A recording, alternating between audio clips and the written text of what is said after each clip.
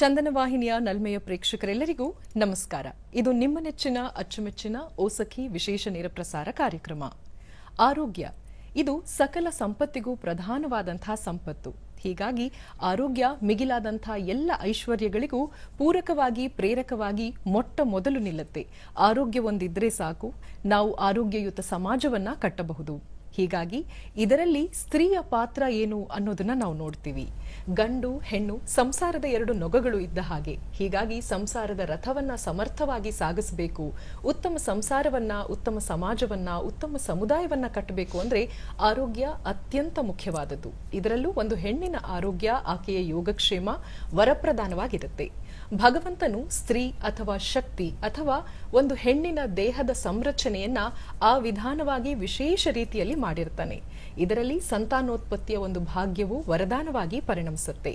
ಎಲ್ಲವುದಕ್ಕಿಂತ ಮುಂಚಿತವಾಗಿ ಯೋಗಕ್ಷೇಮ ದೈಹಿಕವಾಗಿ ಸದೃಢವಾಗಿ ಇದ್ದಲ್ಲಿ ಸಂತಾನೋತ್ಪತ್ತಿ ಆಗಬಹುದು ಅಥವಾ ಲೈಂಗಿಕವಾದಂತಹ ಒಂದು ಯೋಗಕ್ಷೇಮವಾಗಬಹುದು.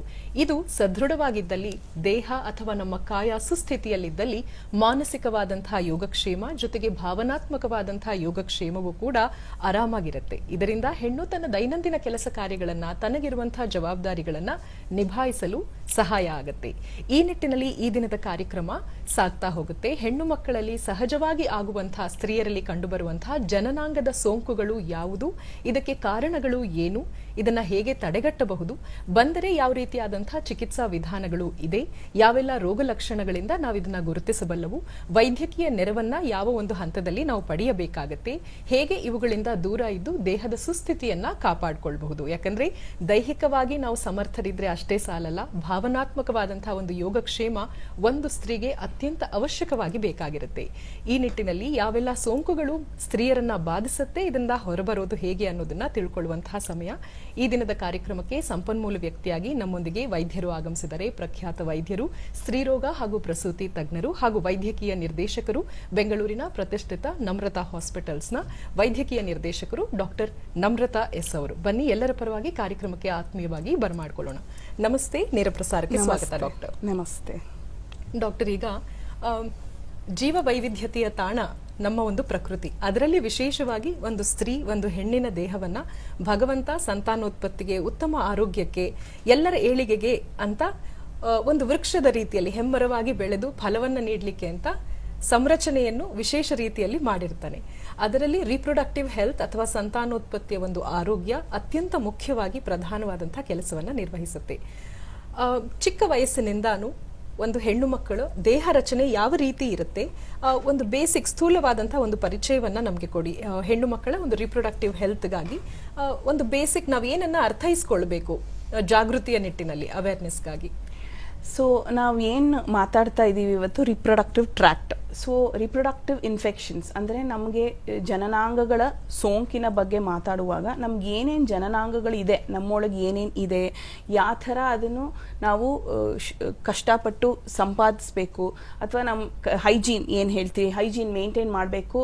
It starts from very early age. So ನಾವಿವಾಗ ಕೇಳ್ಪಟ್ಟಿರ್ತೀರ, ಸ್ಕೂಲ್ಗಳಲ್ಲಿ there are lot of reproductive tract sessions, educational sessions ಮಾಡಬೇಕು.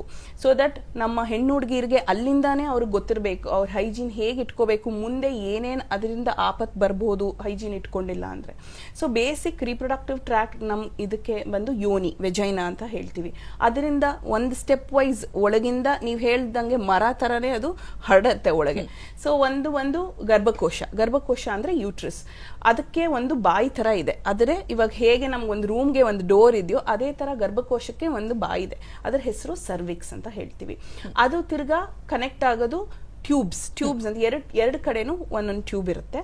ಅದು ಒಂದು ಅಂಡಕೋಶ ಅಂದ್ರೆ ಓವರೀಸ್, ನಮ್ಮಲ್ಲಿ ಮೊಟ್ಟೆ ಬರ ಇದು ಅಂಶ, ಅಂಡಾಣು ಉತ್ಪತ್ತಿ ಜಾಗ. ಸೊ ಆಸ್ ಪಿಕ್ಚರ್ ಡಿಪಿಕ್ಟ್ಸ್ ನೀವೆಲ್ಲ ನೋಡ್ಬೋದು, ಅದು ಒಂದು ಸರ್ವಿಕ್ಸ್, ಗರ್ಭಕೋಶ, ಅದರಿಂದ ಟ್ಯೂಬ್ಸ್, ಅಂಡಕೋಶ.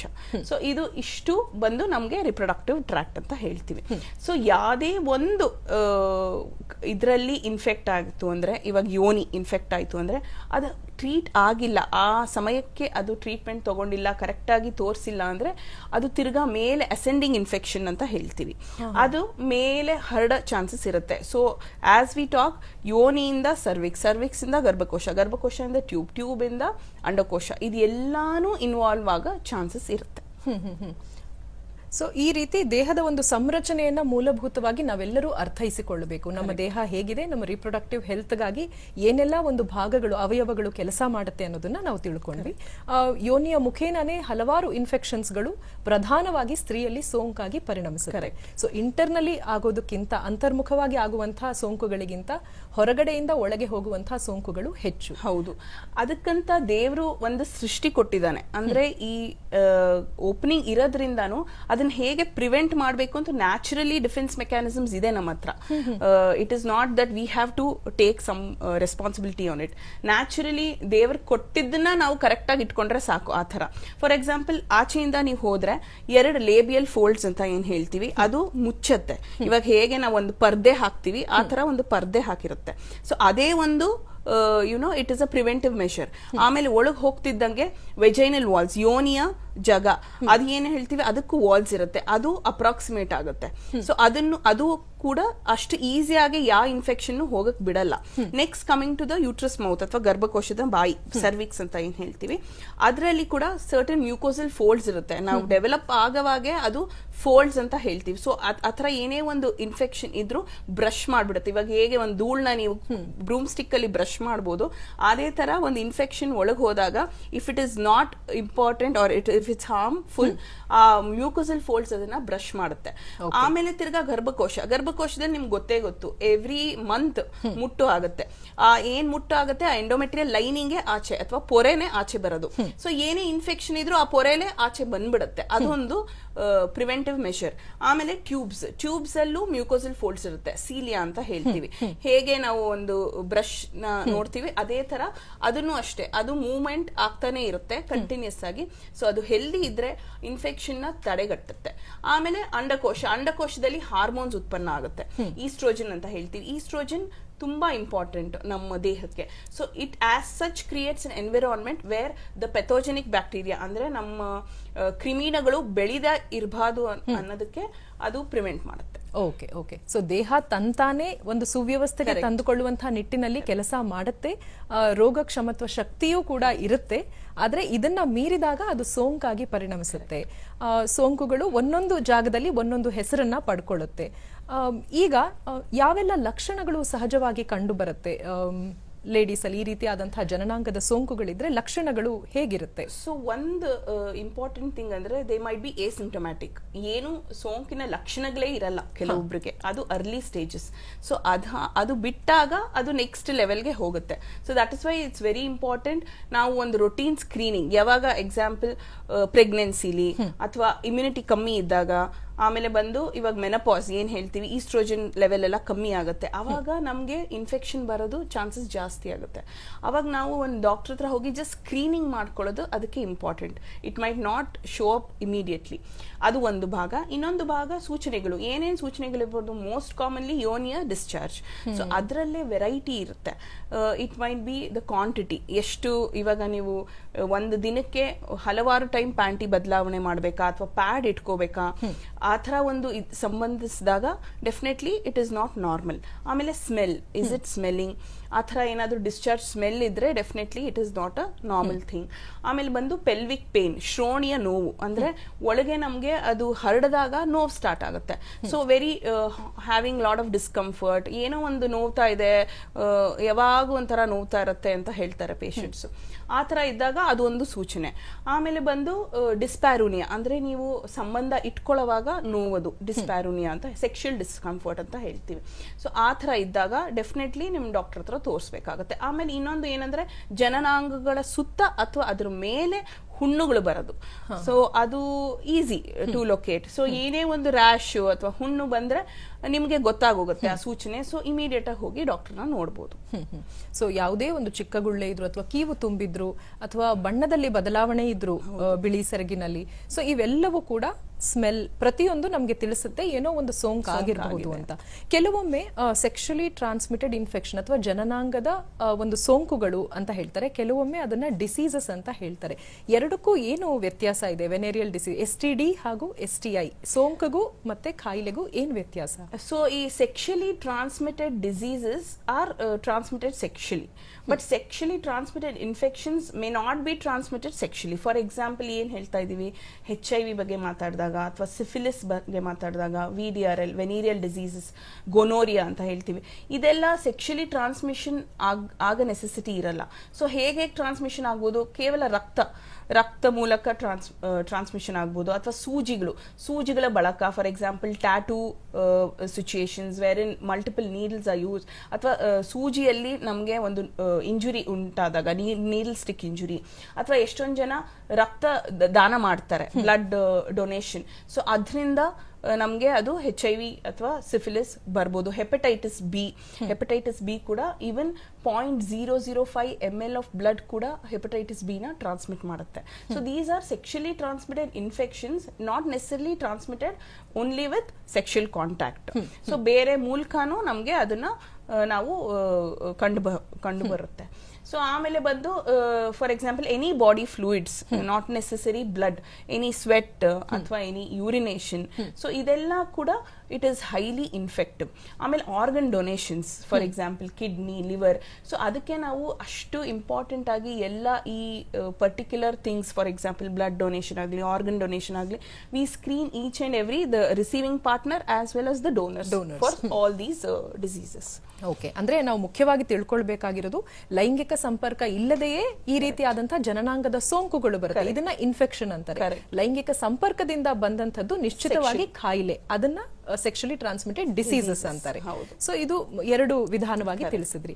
ಇನ್ನ ಹೆಚ್ಚಾಗಿ ಯುವ ಜನತೆಯಲ್ಲಿ ಇತ್ತೀಚಿನ ವರ್ಷಗಳಲ್ಲಿ ನಾವು ಇವೆಲ್ಲ ಕಾಣ್ತಾ ಇದೀವಿ. ಪ್ರಾಯಶಃ ನೀವು ಹೇಳಿದ ಹಾಗೆ ಟ್ಯಾಟೂ ಮಾಡಿಸ್ಕೊಳ್ಳೋದು, ಕಡಿಮೆ ರೇಟ್ಗೆ ಮಾಡ್ತಾರೆ ಅಂತ ಹೋಗೋದು, ಅಲ್ಲಿ ಅವರು ಬಳಸಿರುವಂತಹ ಸೂಜಿಯನ್ನ ಗಮನಿಸಿರೋದಿಲ್ಲ, ಅದು ಇನ್ಫೆಕ್ಟೆಡ್ ಆಗಿದ್ರೆ ಕಷ್ಟ, ಡೊನೇಷನ್ ದಾನ ಮಾಡುವಾಗ.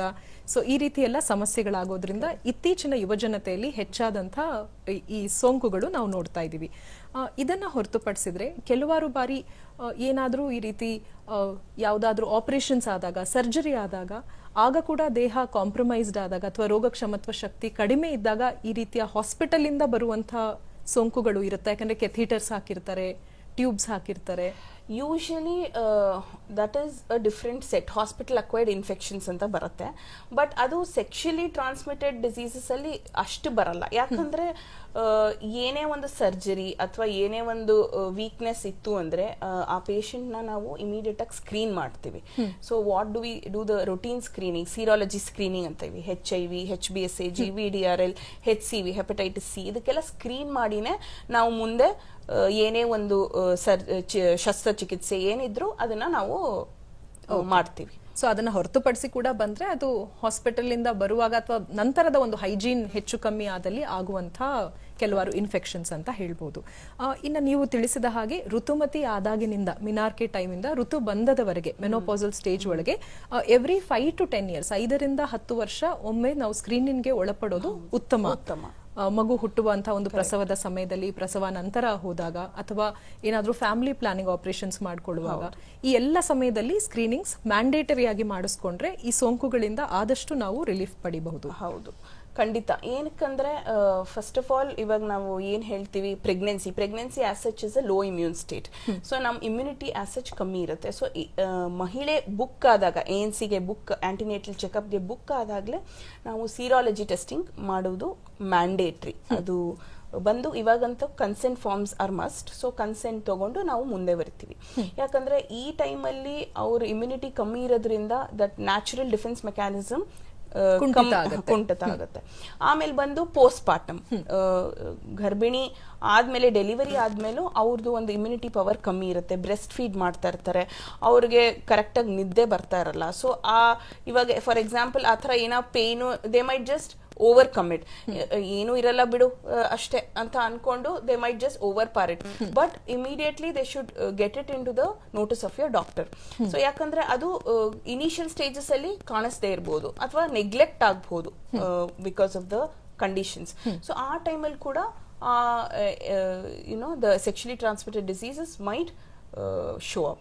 ಆಮೇಲೆ ಬಂದು ಇವಾಗ ಫಾರ್ ಎಕ್ಸಾಂಪಲ್ HIV ಇತ್ತು ಅಥವಾ ಹೆಪಟೈಟಿಸ್ ಬಿ ಇನ್ಫೆಕ್ಟ್ ಆಗಿರೋ ಗರ್ಭಿಣಿಯರಿಗೆ ಮಗು ಬರುತ್ತೆ ಅಂದ್ರೆ ಆ ಮಗುವನ್ನು ಸ್ಕ್ರೀನ್ ಮಾಡಬೇಕು, ಖಂಡಿತ ಸ್ಕ್ರೀನ್ ಮಾಡಬೇಕು.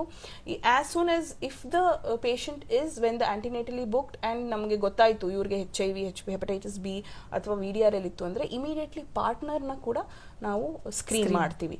ಯಾಕಂದ್ರೆ ಎಷ್ಟು ಇನ್ಫೆಕ್ಟಿವ್ ಇದ್ದಾರೆ ಆ ಮಹಿಳೆ, ಮಗುಗೆ ಎಷ್ಟು ಕೊಡ್ಬೋದು, ಆಮೇಲೆ ಅದು ಹುಟ್ಟಾದ್ಮೇಲೆ ನಾವು ಏನೇನು ನೆಸೆಸರಿ ಪ್ರಿಕಾಷನ್ಸ್ ತಗೋಬೇಕು, ಅಲ್ಲಿಂದಾನೇ ನಾವು ಪ್ರಿವೆಂಟ್ ಮಾಡ್ಬೋದಾ ಅಂತ ಒಂದು ನೋಡ್ಕೊಂಡು ನಾವು ಮಾಡ್ತೀವಿ. ಪ್ರಿವೆಂಟ್ ಮಾಡಬಹುದಾ? ನಿಜವಾಗ್ಲೂ ಮಾಡಬಹುದು. ಅಂದ್ರೆ not only we are not talking only about the pregnancy. ಸೋಂಕಿತ್ತು ಅಂದ್ರೆ ನಾವು ಮುಂಚಿತವಾಗಿ ಇದನ್ನ ಹೇಗೆ ಮಾಡಬಹುದು ಅಂತ ಹಲವಾರು ಎಜುಕೇಟಿವ್ ಪ್ರೋಗ್ರಾಮ್ಸ್ ನಾವು ಕೊಡ್ತೀವಿ. ಸೊ ದಟ್ ಆ ಪರ್ಟಿಕ್ಯುಲರ್ ಆಕ್ಟಿವಿಟೀಸ್ ನ ಅವರು ವಿತ್ಡ್ರಾ ಮಾಡಬಹುದು. ನಿಮ್ಗೆ ಹೇಳ್ಬೇಕು ಅಂದ್ರೆ ಕಾಂಡಮ್ಸ್. ಸೊ ಇವಾಗ ನಿಮ್ಗೆಲ್ಲ ಗೊತ್ತಿರಂಗೆ sexual practices have started much early. You know people are staying alone. 18 years ಆದ್ಮೇಲೆ ಇವಾಗ ಒಂಥರ ವೆಸ್ಟರ್ನ್ ಕಲ್ಚರ್ ಬಂದ್ಬಿಟ್ಟಿದೆ ನಮ್ಮಲ್ಲಿ. PG ಇರ್ತಾರೆ, ಅವರೇ ಸ್ವತಃವಾಗಿ ಅವ್ರು ದುಡಿತಾರೆ. So they have that independence. So girls will be alone and they are more of sexual practices at an early stage.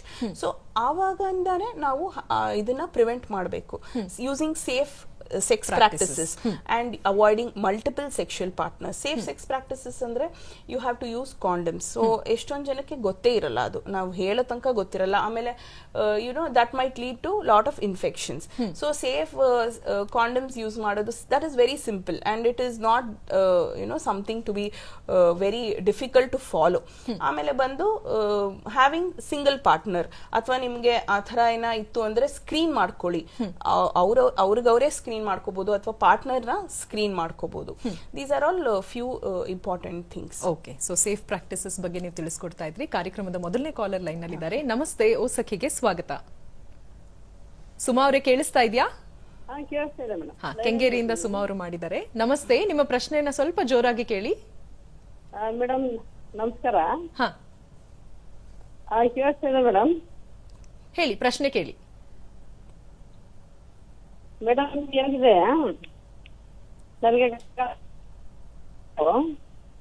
ಹೇಳಿ. ಅದಕ್ಕೆ ಇವಾಗ ಒಂದ್ 3 ತಿಂಗಳವರೆಗೆ ಕಾಲೆಲ್ಲ ತುಂಬಾ ಎಳ್ತ ಬರ್ತಾ ಇತ್ತು. ಆಮೇಲೆ ಏನಾಗಿದೆ, ಇವಾಗ ಜಾಯಿಂಟ್ ಪೇನ್ ಇದೆ, ತುಂಬಾ ನರ ಎಲ್ಲ ವೀಕ್ ಆದಂಗ ಆಗ್ತದೆ, ಸ್ವಲ್ಪ ಕೈಯೆಲ್ಲ ತುಂಬಂದಾಗುತ್ತೆ. ಎಷ್ಟು ವರ್ಷ ನಿಮ್ಗೆ? ಮೇಡಮ್ ಇವಾಗ 42. ಯಾವಾಗಿನಿಂದ ಇದೆ ಈ ರೀತಿ ಲಕ್ಷಣಗಳು? ಮೇಡಮ್ ಇವಾಗ ಅಂದ್ರೆ ಒಂದು 3 ತಿಂಗಳಿಂದ ಈ ರೀತಿ ಲಕ್ಷಣ ಕಾಣ್ತಾ ಇರೋದು. 1 ತಿಂಗಳಿಂದ ಏನಾಗಿದೆ, ಜಾಯಿಂಟ್ ಪೇನು, ಆಮೇಲೆ ನರ ಎಲ್ಲ ಸ್ವಲ್ಪ ಜುಮ್ ಬಂದಾಗ ಆಗ್ತದೆ, ನೈಟ್ ಎಲ್ಲ ಈ ತರ ಪ್ರಾಬ್ಲಮ್ ಇದೆ. ಮೇಡಮ್ ಇದಕ್ಕಿಂತ ಮೊದ್ಲೇ ನಮಗೆ 5 ಸಾರಿ ಸರ್ಜರಿ ಆಗೈತೆ. ಸ್ಟಾರ್ಟಿಂಗ್ ಅಲ್ಲಿ ತೆಗೆದ್ರು, ಆಮೇಲೆ ಸಿಕ್ನೆಸ್ ಆಗಿ ಓವರಿ 6 ತೆಗ್ದವ್ರೆ 2 ಸಾರಿ. ಓವರಿ ಸಿಸ್ಟ್ ಆಗಿ 2 ಸಾರಿ ತೆಗ್ದವ್ರೆ ಓವರಿ 6. ಆಮೇಲೆ ಏನಾಗಿದೆ ಮೇಡಮ್, ಮಕ್ಳು ಆಗಕ್ಕೆ ಆಗ್ಲೇಬೇಕು, ಇಲ್ಲ ಅಂದ್ರೆ ಇದು ಕ್ಯೂರ್ ಆಗಲ್ಲ ಅಂತ ಹೇಳಿದ್ರು. ಆಮೇಲೆ IVF ಟ್ರೈ ಮಾಡಿದ್ರು, IVF ಆಗ್ಲಿಲ್ಲ. ಆಮೇಲೆ ಮತ್ತೆ ನಾರ್ಮಲ್ ಆಗಿ 2 ಮಕ್ಳದು. ಆಮೇಲೆ ಸಿಜರಿಂಗ್ ಆಯ್ತು, ಮಕ್ಳ ಆಪರೇಷನ್ ಆಯ್ತು ಜೊತೆಗೆ. ಮತ್ತೆ ಏನಾಯ್ತು, 2 ವರ್ಷದಿಂದ ಗರ್ಭಕೋಶದಲ್ಲಿ ಪ್ರಾಬ್ಲಮ್ ಇದೆ, ಸ್ವಲ್ಪ ಗಂಟಿದೆ ಅಂದ್ಬಿಟ್ಟು 2 ವರ್ಷ ಬ್ಲೀಡಿಂಗ್ ಆಗ್ತಾ ಇತ್ತು. ಡೇಟ್ ಆದ್ರೆ 20 days ವರೆಗೂ ಆಗ್ತಾ ಇತ್ತು ಬ್ಲೀಡಿಂಗ್, ಆಮೇಲೆ ಸ್ಟಾಪ್ ಆಗ್ತಾ ಇತ್ತು. ಮಾತ್ರೆ ಎಲ್ಲ ಕೊಟ್ಟಿದ್ರು ಡಾಕ್ಟ್ರು. ಆಮೇಲೆ ಕೊನೆಗೆ ನೋಡಿದ್ರು, 2 ವರ್ಷವರೆಗೂ ಟ್ರೈ ಮಾಡಿದ್ರು, ಮಿರಾನ್ ಹಾಕಿದ್ರು, ಮೆಡಿಸಿನ್ ಎಲ್ಲ ಕೊಟ್ರು, ಕೊನೆಗೂ ಆಗ್ಲಿಲ್ಲ. ಆಮೇಲೆ ಕೊನೆಗೆ ಏನು ಮಾಡಕ್ಕಾಗಲ್ಲ, ನಾವು ಇಷ್ಟೆಲ್ಲ ಪ್ರಯತ್ನ ಮಾಡಿದ್ವಿ, ಗರ್ಭಕೋಶ ತೆಗಿಲೇಬೇಕು ಅಂತ ಹೇಳಿದ್ರು. ಆಮೇಲೆ ನಾನು ಕಿಡ್ವಾಯಲ್ಲೇ ತೆಗೆಸ್ಕೊಂಡೆ ಗರ್ಭಕೋಶ.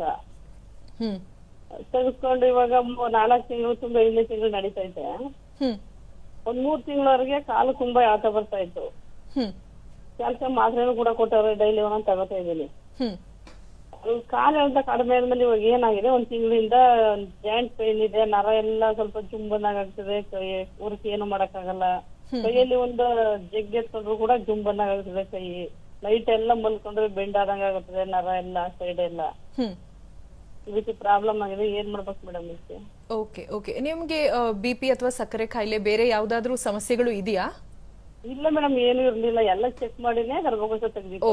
ಓಕೆ, ಕೇಳಿ ನೋಡೋಣ. ಸೊ ಇವ್ರಿಗೆ ಹಿಸ್ಟ್ರಿ ಆಫ್ ಸರ್ಜರೀಸ್ ಇದೆ. 42 ಇಯರ್ಸ್ಗೆ ಗರ್ಭಕೋಶ ತೆಗೆಸ್ಕೊಂಡಿದ್ದಾರೆ. So it's a very early stage. ಅಂಡಕೋಶ ಇಟ್ಟಿದಾರೋ ಇಲ್ವೋ ಗೊತ್ತಿಲ್ಲ. ಅಂಡಕೋಶ ತೆಗ್ದಿದ್ರೆ definitely these are all menopausal symptoms. So ನಮ್ಗೆ ಹೇಗೆ ನ್ಯಾಚುರಲ್ ಮೆನಪಾಸ್ ಆದ್ಮೇಲೆ ಮೂಳೆಗಳು ಸವಿಯತ್ತೆ ಅಥವಾ ಕೈ ಕಾಲು ಎಳಿಯತ್ತೆ, ಇದೆಲ್ಲ ಕಾಮನ್. ಯಾಕಂದ್ರೆ ಹಾರ್ಮೋನ್ಸ್ ಉತ್ಪನ್ನ ಕಮ್ಮಿ ಆಗೋಗುತ್ತೆ. ಇವ್ರಿಗೆ ಅಕಸ್ಮಾತ್ ಅಂಡಕೋಶ ತೆಗ್ದಿದ್ರೆ that is the effect of the surgery. So ovarian cyst ಇತ್ತು ತೆಗ್ದಿದ್ದಾರೆ ಅಂತ ಬಟ್ ಓವೇರಿಯನ್ ಸಿಸ್ಟ್ ಅಲ್ಲಿ ಫುಲ್ ಓವರಿ ತೆಗಿಯಲ್ಲ, ಜಸ್ಟ್ ಸಿಸ್ಟ್ ನ ಮಾತ್ರ ನಾವು ಸಿಸ್ಟ್ ವಾಲ್ ನ ತೆಗಿತೀವಿ. ಬಟ್ ಅಕಸ್ಮಾತ್ ಸಿಸ್ಟಿಕ್ ಇದ್ದು ಓವರಿ ಕಂಡೀಷನ್ ಚೆನ್ನಾಗಿಲ್ಲ ಅಂದ್ರೆ ತೆಗ್ದಿರಬಹುದು, ಹೇಳಕ್ಕಾಗಲ್ಲ. Even 1 ovary is good enough. ಅವ್ರದ್ದು ಓವರಿ ತೆಗ್ದಿದ್ದ ಹಾಗೆ ಅವ್ರು ಮುಂದೆ ಒಂದ್ ಸ್ವಲ್ಪ ಸಪ್ಲಿಮೆಂಟ್ಸ್ ತಗೋಬೇಕಾಗುತ್ತೆ. ವೈಟಮಿನ್ ಡಿ ಡಿಫಿಷಿಯನ್ಸಿ ಇರ್ಬೋದು ಅಥವಾ ವೈಟಮಿನ್ B12 ಡಿಫಿಷಿಯನ್ಸಿ ಇರ್ಬೋದು. ಆಮೇಲೆ ಬಂದು ಕ್ಯಾಲ್ಸಿಯಂ ಡಿಫಿಷಿಯನ್ಸಿ ಕಾಮನ್. ಅದಕ್ಕೆ ಎಳೆತ ವೈಟಮಿನ್ ಇ ಡಿಫಿಷಿಯನ್ಸಿಯಿಂದ ಎಳೆತ ಬರ್ಬೋದು, ನರದ್ದು ಎಳೆತ ಬರ್ಬೋದು. ಆಮೇಲೆ ದಪ್ಪ ಆಗ್ತಾರೆ, ಯೂಶಲಿ ರೆಸ್ಟ್ ಕೊಡ್ತಾರೆ ಬಾಡಿಗೆ, ಅವಾಗ ದಪ್ಪ ಆಗ್ತಾರೆ. Over weight might also cause all these symptoms. So ಏನಂದ್ರೆ ಇವರು ಸ್ವಲ್ಪ ಡಾಕ್ಟರ್ ಹತ್ರ ಹೋಗಿ ತೋರಿಸಿ ಅವ್ರಿಗೆ ಏನಂತ ಸಪ್ಲಿಮೆಂಟ್ಸ್ ಬೇಕು. ಇವಾಗ for example if it is a menopausal symptoms, ನಾವು ಬಂದು ಐಸೋಫ್ಲೇವಾನ್ಸ್, ಡಿಫ್ರೆಂಟ್ ಅಮೈನೋ ಆಸಿಡ್ಸ್ ಎಲ್ಲ ಹಾಕ್ತಿವಿ. ಸೊ ದಟ್ ಅದಕ್ಕೆ ಸಪ್ಲಿಮೆಂಟೇಷನ್ ಆಗುತ್ತೆ. ಅದರಿಂದ ಅವರು ದಿನನಿತ್ಯದ ಕೆಲಸ ಸ್ವಲ್ಪ ಲವಲವಿಕೆಯಿಂದ ಇರ್ತಾರೆ. ಆಮೇಲೆ ಪ್ರೋಟೀನ್ ಪೌಡರ್ಸ್ ಬರುತ್ತೆ ಅದಕ್ಕಂತ, ಸೊ ಅದೆಲ್ಲ ತಗೋಬಹುದು. ಅದೂ ಮೀರಿ ಅವ್ರಿಗೆ ಇದ್ರೆ ಅವ್ರಿಗೆ ಅಂಡಕೋಶ ರಿಮೂವ್ ಮಾಡಿದ್ರೆ ಹಾರ್ಮೋನ್ ರಿಪ್ಲೇಸ್ಮೆಂಟ್ ಥೆರಪಿ ಅಂತ ಹೇಳ್ತೀವಿ. ಅವಾಗ ನಾವು ಹಾರ್ಮೋನ್ಸ್ ಮೂಲಕ ಅವ್ರಿಗೆ ಹೇಗೆ ನಮ್ಮಲ್ಲಿ ಉತ್ಪನ್ನ ಆಗುತ್ತೆ ಹಾಗೆ ಟ್ಯಾಬ್ಲೆಟ್ಸ್ ಮೂಲಕ ನಾವು ಕೊಟ್ಟಾಗ ಅವ್ರು they will become much better. Okay okay. ಅಂದ್ರೆ ನೀವು ಹೇಳಿದ ಹಾಗೆ ಅಂತಸ್ರಾವ ಒಳಗೆ ಎಂಡೋಕ್ರೈನ್ ಗ್ಲ್ಯಾಂಡ್ಸ್ ಇಂದ ಉತ್ಪತ್ತಿ ಆಗ್ತಾ ಇರುತ್ತೆ ಈಸ್ಟ್ರೋಜನ್. ಆ ಜಾಗವೇ ಇಲ್ಲ ಅಂದಾಗ ಆ ಜಾಗಕ್ಕೆ ಪೂರಕವಾಗಿ ಏನದು ಉತ್ಪತ್ತಿ ಮಾಡ್ತಿತ್ತು ಆ ಹಾರ್ಮೋನ್ ನ ಉತ್ಪತ್ತಿ ಮಾಡ್ಲಿಕ್ಕೆ ರೀಪ್ಲೇಸ್ಮೆಂಟ್ ಥೆರಪಿ ಅನ್ನೋದನ್ನ ನೀವು ಮಾಡ್ತೀರಾ. ಇದು ಅವ್ರೀಗ ಸದ್ಯಕ್ಕೆ ಡಾಕ್ಟರ್ ಬಳಿ ಹೋಗಿ ತೋರಿಸ್ಕೊಳ್ಳೋದು ಉತ್ತಮ. ಯಾವ ಡೆಫಿಷಿಯನ್ಸೀಸ್ ಇದೆ ಅನ್ನೋದನ್ನ ಅವ್ರು ಟೆಸ್ಟ್ ಮಾಡ್ಕೊಂಡು ನೋಡ್ಕೋಬಹುದು. Okay okay. ಇಲ್ಲಾಂದ್ರೆ ಸಹಜವಾಗಿ 42ರಿಂದ 50 ಅಥವಾ ಋತುಬಂಧ ಆಗೋವರೆಗೂ ಕೂಡ ಈ ಪೆರಿಮೆನೋಪಾಸಲ್ ಸಿಂಪ್ಟಮ್ಸ್ ಅಲ್ಲಿ ಸ್ನಾಯು ಸೆಳೆತ ಆಗಿರಬಹುದು, ನರಗಳು ಎಳೆಯೋದಾಗಿರಬಹುದು, ಇವೆಲ್ಲ ಸಹಜ. ಮಾನಸಿಕ ರೋಗಿಗಳು ಲೈಕ್ ಡಿಪ್ರೆಷನ್ ಆಗಿರ್ಬೋದು, ಆಂಕ್ಷಿಯಸ್ನೆಸ್ ಆಗಿರ್ಬೋದು, ಸೊ ಇದೆಲ್ಲ ಕಂಡು ಬರುತ್ತೆ. ಅನೇಕರಲ್ಲಿ ಶಸ್ತ್ರಚಿಕಿತ್ಸೆಗೆ ಒಳಪಟ್ಟವರಲ್ಲಿ ಹೊರಬಂದ ನಂತರ ಇದು ಹೆಚ್ಚಾಗತ್ತೆ, ಈ ಡಿಪ್ರೆಷನ್ ಇದೆಲ್ಲ. ಯಾಕಾಗಿ ಇದಕ್ಕೆ ಏನು? It depends again. ಸೊ ಹೇಗೆ ಅಂದ್ರೆ ಏನ್ ಕಾರಣಕ್ಕಾಗಿ ಶಸ್ತ್ರಚಿಕಿತ್ಸೆ ಆಗಿದೆ, ಆಮೇಲೆ ನಾನು ಹೇಳ್ದಂಗೆ 2 ಅಂಡಕೋಶನು ತೆಗ್ದಿದಾರ ಅಥವಾ 1 ಅಂಡಕೋಶ ಇಟ್ಟಿದಾರ, ಇದ್ರ ಮೇಲೂ ತುಂಬಾ ಸಿಂಪ್ಟಮ್ಸ್ ಡಿಪೆಂಡ್ ಆಗುತ್ತೆ. ಆಮೇಲೆ ಕೆಲವೊಬ್ರು ಬಂದು ದೇ ಚೇಂಜ್ ಮೆಂಟಲಿ. ಸರ್ಜರಿ ಇರ್ಲಿ ಇಲ್ಲದೆ ಇರ್ಲಿ 45 ಇಯರ್ಸ್ಗೆ ನಮ್ಗೆಲ್ಲ ಒಂದು BP ಬರ್ಬೋದು, ಥೈರಾಯ್ಡ್ ಬರ್ಬೋದು, ಅದೆಲ್ಲ ಕಾಣಿಸ್ಕೊಳತ್ತೆ. ಸೊ ಅದರಿಂದ ಕೆಲವರಿಗೆ ಸ್ವಲ್ಪ ಡಿಪ್ರೆಷನ್ ಉಂಟಾಗಬಹುದು. ನನಗಿದ್ ಬಂದ್ಬಿಡ್ತಾ, ನನಗೆ ಯಾಕೆ ಈ ಕಾಯಿಲೆ ಅಥವಾ ನನಗೆ ಯಾಕೆ ಈ ಸರ್ಜರಿ, ಅದು ಮಾನಸಿಕವಾಗಿ ಟ್ರೀಟ್ ಮಾಡೋಂಥದ್ದು. ಸೊ ಸರ್ಜರಿ ಇಂದಾನೇ ಆಗಿದೆ ಅಂತ ಹೇಳಕ್ ಬರಲ್ಲ. So we have to address every patient will be addressed in different way. Okay okay. ಇನ್ನೊಬ್ರು ಕಾಲರ್ ಇದ್ದಾರೆ, ಅರುಣ ಅಂತ. ನಮಸ್ತೆ, ಓಸಖಿಗೆ ಸ್ವಾಗತ. ಹಲೋ, ಕೇಳಿಸ್ತಿದ್ಯಾ? ಅರುಣ ಅವರೇ, ಕೇಳಿಸ್ತಿದೆ ಅಲ್ವಾ? ನಿಮ್ಮ ಪ್ರಶ್ನೆ ಕೇಳಿ. ಏನಿಲ್ಲ, ನಾನು ಈ ತರ ಹೊರಗಡೆ ಆದಾಗ ನನ್ಗೆ ಬ್ಲೀಡಿಂಗ್ ಒಂದ್ಸಲ ಆಗುತ್ತೆ ಅಷ್ಟೇ. ಮತ್ತೆ 5 days ಆದ್ಮೇಲೆ ನನ್ಗೆ ಆಗೋದೇ ಇಲ್ಲ. ಆಮೇಲಿಂದ ಶುರು ಆಗುತ್ತೆ. ಮತ್ತೆ ನನ್ಗೊಂದ್ಸಲ ಗರ್ಭಕೋಶ ಆಪರೇಷನ್ ಆಗಿದೆ, ಗಂಟಿತ್ತು, ಅದನ್ನ ಆಪರೇಷನ್ ಮಾಡಿದ್ದಾರೆ. ಅದ್ ಮಾಡಿದ್ಮೇಲೆ ನನ್ಗೇನ್ ತೊಂದ್ರೆ ಇರ್ಲಿಲ್ಲ. ಈಗ ನನ್ಗೆ 2 ವರ್ಷದಿಂದ ಈ ತರ ಆಗ್ತಾ ಇದೆ. ಇದರಿಂದ ಏನಾದ್ರು ತೊಂದ್ರೆ ಆಗುತ್ತಾ? ನಿಮ್ಮ ವಯಸ್ಸು ಎಷ್ಟು ಅಂತ ಕೇಳ್ಬೋದಾ? ನನ್ಗೀಗ 39. Okay okay. ಗರ್ಭಕೋಶ ಆಪರೇಷನ್ ಆಗಿ ಎಷ್ಟು ವರ್ಷ ಆಯ್ತು ಗರ್ಭಕೋಶವನ್ನ ತೆಗೆಸಿ? ಆಯ್ತು, 4 ವರ್ಷ ಆಯ್ತು. ಓಕೆ, 4 ವರ್ಷ. ಆಮೇಲೆ ಮಕ್ಕಳು? ಒಬ್ಬ ಗಂಡು ಮಗು ಇದೆ. ಓಕೆ. ಇವಾಗ ಸಿಂಪ್ಟಮ್ಸ್ ಬಂದು ಏನು ಲಕ್ಷಣಗಳಿದೆ ನಿಮ್ಗೆ? ಅಂದ್ರೆ ಆದಾಗ ಋತುಮತಿ ಆದಾಗ ನಿಮ್ಗೆ ಫ್ಲೋ ಆಗ್ತಿಲ್ಲ, 5 ದಿನ ಆಗ್ತಾ ಇಲ್ಲ, ಅದಾದ್ಮೇಲೆ ಆಗ್ತಾ ಇದೆ? ಹೌದೌದು. ಫಸ್ಟ್ ಡೇ 1 ಡ್ರಾಪ್ಸ್ ಆಗುತ್ತೆ ಅಷ್ಟೇ. ಮತ್ತೆ ತಿರ್ಗಾ ನನ್ಗೆ 5 days ನನ್ಗೆ ಆಗಲ್ಲ. ಅದ್ರ ಮೇಲೆ ಪುನಃ ಇದು ಶುರು ಆಗುತ್ತೆ. ಓಕೆ. ಅಂತ ಗರ್ಭಕೋಶ ತೆಗ್ಸಿಲ್ಲ ಅವರು? ಅದರಲ್ಲಿ ಬಹುಶಃ ಇದಿತ್ತು ಅನ್ಸುತ್ತೆ, ಬರೀ ಗರ್ಭಕೋಶದಲ್ಲಿ ಗಂಟಿತ್ತು ಅಂತ ತೆಗ್ಸಿದ್ದಷ್ಟೇ ಅಲ್ವಾ? ಗರ್ಭಕೋಶವನ್ನ ತೆಗ್ದಿಲ್ಲ? ಇಲ್ಲ ಇಲ್ಲ ಇಲ್ಲ ಇಲ್ಲ, ಏಜ್ ಚಿಕ್ಕದಿರೋದ್ರಿಂದ ಅವರು ಬೇಡ ಅಂದ್ರು doctor. Okay, so weight gain ಏನೋ ಆಗಿದ್ದೀರಮ್ಮ ನೀವು? ಹಾ, ನನ್ ವೆಯ್ಟ್ ಇದ್ದೀನಿ. ಎಷ್ಟು ತೂಕ ಹೆಚ್ಚಾಗಿದೆ? ನನ್ಗ 82 ಇದ್ದೀನಿ. ನಿಮ್ಮ ಹೈಟ್ ಎಷ್ಟಿರಬಹುದು ಒಂದು ಅಂದಾಜು ನಿಮ್ಗೆ ಏನಾದ್ರೂ ಗೊತ್ತಿದೆಯಾ? 5.3 ಇದೆ. 5'3", 80 kg. ಥೈರಾಯ್ಡ್ ಏನೋ ಇದೆಯಾ? ಥೈರಾಯ್ಡ್ ಇಲ್ಲ ಪ್ರಾಬ್ಲಮ್ ಇಲ್ಲ ಏನು ಇಲ್ಲ ಇಲ್ಲ, ಅದನ್ನೆಲ್ಲ ಚೆಕ್ ಮಾಡ್ಸಿದೀನಿ, ಅದೇನು ಇಲ್ಲ. ಇವಾಗ ಈ ಮುಟ್ಟಿನ ಪ್ರಾಬ್ಲಮ್ ನಿಮ್ಗೆ ಎಷ್ಟು ತಿಂಗಳಿಂದ ಕಾಣಿಸ್ಕೊತಾ ಇದೆ? ಇದು 2 ವರ್ಷದಿಂದ ಇದೆ ನನಗೆ. ಓಕೆ, ಸೊ ಏನಂದರೆ ಕೆಲವೊಂದು ಹಾರ್ಮೋನಲ್ ಇಶ್ಯೂಸ್ ಇರ್ಬೋದು. ಸೊ ಯಾವ ಹಾರ್ಮೋನ್ ಯಾವ ಲೆವೆಲ್ಗೆ ಬರಬೇಕು ಅದು ಬರದೇ ಇರುವಾಗ ಈ ಥರ ಮಧ್ಯದಲ್ಲಿ ಬ್ಲೀಡಿಂಗ್ ಕಾಣಿಸ್ಕೋಬೋದು, ಮುಟ್ಟು ಕಾಣಿಸ್ಕೋಬೋದು, ಅಥವಾ ಬ್ಲೀಡಿಂಗ್ ಆಗ ಮುಂಚೆನೇ ಒಂದು 3-4 ದಿನ ಮುಂಚೆನೇ ಒಂದು ಸ್ವಲ್ಪ ಸ್ಪಾಟಿಂಗ್ ಕಾಣಿಸ್ಕೋಬೋದು. ಆಮೇಲೆ ಬಂದು ಥೈರಾಯ್ಡ್ ಇಶ್ಯೂಸಲ್ಲೂ ಇದೆಲ್ಲ ನಾವು ಕಂಡು ಬರ್ತೀವಿ. ಸೊ ಬೇಸಿಕ್ ಅವರು ಎವ್ಯಾಲ್ಯೂಯೇಷನ್ ಗರ್ಭಕೋಶ ಗಡ್ಡೆ ತೆಗ್ದಾದ್ಮೇಲೆ ಒಂದು ಸ್ಕ್ಯಾನಿಂಗ್ ಮಾಡಿಸೋದು, ಅಥವಾ ತಿರ್ಗಾ ಏನೋ ಗಡ್ಡೆ ಬೆಳೆದಿದೆಯಾ, ಯಾಕಂದ್ರೆ ಫೈಬ್ರಾಯ್ಡ್ ಏನಂತ ಹೇಳ್ತೀವಿ ಒಂದೊಂದು ಟೈಮ್ ರಿಕರೆಂಟ್ ಆಗುತ್ತೆ. ಅದು ಬಂದು ಒಂದು ಪೂರ್ತಿ ತೆಗ್ದಿದ್ರೂ ಬೇರೆ ಕಡೆ ಹುಟ್ಟಬಹುದು, ಯಾಕಂದ್ರೆ ನಮ್ದು ಅದು ಒಂಥರ ಬಾಡಿ ಹ್ಯಾಬಿಟಸ್. ಹೌದು. ಸೊ ಬಂದು ಅದು ತಿರ್ಗಾ ಏನಾದ್ರೂ ಬೆಳ್ಕೊಂಡಿದ್ಯಾ, ಅಥವಾ ಪಾಲಿಪ್ ಅಂತ ಏನ್ ಹೇಳ್ತೀವಿ, ಗರ್ಭಕೋಶದ ಒಳಗೆ ಒಂದು ದುರ್ಮಾಂಸ ಬೆಳೆಯೋದು, ಆ ಥರ ಏನಾದ್ರೂ ಆದ್ರೂ ಈ ಥರ ಮಧ್ಯದಲ್ಲಿ ಬ್ಲೀಡಿಂಗ್ ಬರುತ್ತೆ. ಇನ್ಫೆಕ್ಷನ್, ನಾವು ರಿಪ್ರೊಡಕ್ಟಿವ್ ಟ್ರ್ಯಾಕ್ಟ್ ಇನ್ಫೆಕ್ಷನ್ಸ್ ಮಾತಾಡ್ತಿರುವಾಗ even cervical infection, cervical erosion ಅಂತ ಹೇಳ್ತೀವಿ. ಹೇಗೆ ನಮ್ಗೇನ ಗಾಯ ಆದ್ರೆ ನಾವೇನ ಸ್ವಲ್ಪ ಮುಟ್ಟಿದ್ರೆ ಅದು ತಿರ್ಗಾ ಬ್ಲೀಡ್ ಆಗಕ್ಕೆ ಶುರು ಆಗುತ್ತೆ, ಅಥವಾ ಸ್ವಲ್ಪ ರಕ್ತ ಬರ್ಬೋದು. ಹಾಗೆ ಆ ಥರ ಏನಾದರೂ ಎರೋಷನ್ ಇದ್ದಾಗ, you know the surface is not clean, ಅವ್ರು ಯಾವಾಗ ಲೈಂಗಿಕತನ ಇಟ್ಕೊಳ್ತಾರೋ ಆವಾಗ ಅದು ಕಾಣಬಹುದು. So basically she need some evaluation, ಯಾಕಂದ್ರೆ ಡೆಫಿನೆಟ್ಲಿ ಅವ್ರು ಮುಟ್ಟು ನಿಂತಾದ್ಮೇಲೆ ತಿರ್ಗಾ ಬ್ಲೀಡಿಂಗ್ ಆಗೋದು ಇಸ್ ನಾಟ್ ನಾರ್ಮಲ್ ಅಂತೂ ಅಲ್ಲ. ಬಟ್ ಏನ್ ಕಾರಣಕ್ಕೆ ಆಗ್ತಾ ಇದೆ ನಾವು ಕಂಡು ಹಿಡಿದು ಟ್ರೀಟ್ಮೆಂಟ್ ಕೊಡ್ತೀವಿ. ಓಕೆ, ಸೊ ಹಾರ್ಮೋನಲ್ ಸಮಸ್ಯೆಯ ಜೊತೆಗೆ ಇತರೆ ಸಮಸ್ಯೆಗಳಿಗೂ ಇವ್ಯಾಲ್ಯೂಯೇಷನ್ ಅನ್ನೋದನ್ನ ಮಾಡಿಸ್ಕೊಳ್ಬೇಕು. ಒಂದು ಮಗು ಇದೆ, ಬಹುಶಃ 30-39 ಅಂದ್ರೆ ಲೈಂಗಿಕ ಸೋಂಕುಗಳಿಗೆ ಅವರು ಸ್ಕ್ರೀನಿಂಗ್ ಮಾಡಿಸ್ಕೊಳ್ಳೋದು ಕೂಡ ಉತ್ತಮ. ಪ್ಯಾಪ್ ಸ್ಮಿಯರ್ ಅಂತ ಹೇಳ್ತೀವಿ. ಸೊ ಪ್ಯಾಪ್ ಸ್ಮಿಯರ್ ಬಂದು ಇದು ಗರ್ಭಕೋಶದ ಬಾಯಿ ಸರ್ವಿಕ್ಸ್ ಅಲ್ಲಿ ನಾವು ಸ್ಕ್ರೀನಿಂಗ್ ಮಾಡೋ ಟೆಸ್ಟ್. ಇದು ಒಂದು ನಾವು ಸರ್ವೈಕಲ್ ಕ್ಯಾನ್ಸರ್ ಸ್ಕ್ರೀನಿಂಗ್ ಟೆಸ್ಟ್ ಅಂತ ಹೇಳ್ತೀವಿ. ಸೊ ಎಲ್ಲಾ ಕ್ಯಾನ್ಸರ್ಗೂ ಒಂದು ಸ್ಕ್ರೀನಿಂಗ್ ಟೆಸ್ಟ್ ಇರಲ್ಲ, but this is a very advantageous and a very simple test. ಮಹಿಳೆಯರು ಅಟ್ಲೀಸ್ಟ್ ಅವ್ರ ಎಂಟೈರ್ ಜೀವನದಲ್ಲಿ 3 ಟೈಮ್ ಮಾಡ್ಕೊಳ್ಳಿ ಅಂತ ಹೇಳ್ತೀವಿ. ಎಷ್ಟೊಂದು ಜನಕ್ಕೆ ಈ ತರ ಒಂದು ಟೆಸ್ಟ್ ಇದೆ ಅಂತಾನು ಗೊತ್ತಿರಲ್ಲ. ಅಟ್ಲೀಸ್ಟ್ ಒನ್ಸ್ ಆರ್ ಟ್ವೈಸ್ ಒಂದು ಸ್ಕ್ರೀನಿಂಗ್ ಟೆಸ್ಟ್ ಮಾಡಿಸ್ಕೊಳ್ಳಿ. ಸೊ ಇದರಲ್ಲಿ ನಮಗೆ ಇನ್ಫೆಕ್ಷನ್ ಇದ್ರೂ ಗೊತ್ತಾಗುತ್ತೆ, ಅಥವಾ ಅರ್ಲಿ ಸ್ಟೇಜಸ್ ಆಫ್ ಕ್ಯಾನ್ಸರ್ ಒಂದೇ ಸತಿಗೆ ಬರಲ್ಲ ಯಾರಿಗೂ. ಅದು ಡಿಫ್ರೆಂಟ್ ಪ್ರೀ ಕ್ಯಾನ್ಸರ್ ಸ್ಟೇಜಸ್ ಇರುತ್ತೆ. ಹೇಗೆ ನಮಗೆ ಪೆರಿಮೆನಪಾಸಲ್ ಸ್ಟೇಜಸ್ ಇರುತ್ತೋ ಕ್ಯಾನ್ಸರ್ಗೂ ಪ್ರೀ ಕ್ಯಾನ್ಸರ್ ಸ್ಟೇಜಸ್ ಅಂತ ಇರುತ್ತೆ. ಸೊ ಆವಾಗ ಈ infections, human papilloma virus, so that is one of the reproductive tract infections what we are talking. So HPV infections are very common and usually it is seen in all reproductive age groups.